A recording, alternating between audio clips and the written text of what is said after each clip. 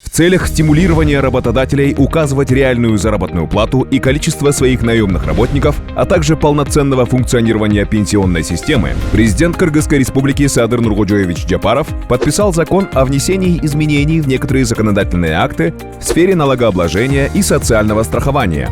Данным законом предусматривается снижение ставок тарифов страховых взносов с 27,25% до 12,25%, где 2,25% уплачивает работодатель, 10% – работник.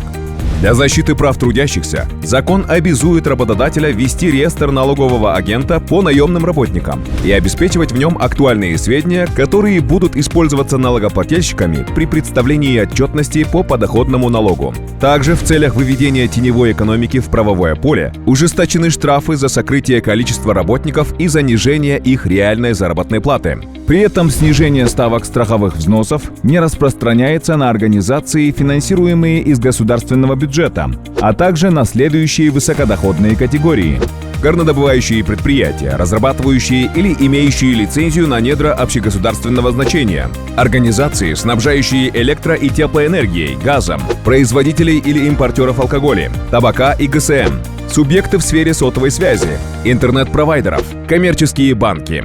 Новый закон направлен на искоренение неформальной занятости, устойчивое социально-экономическое развитие Кыргызской республики.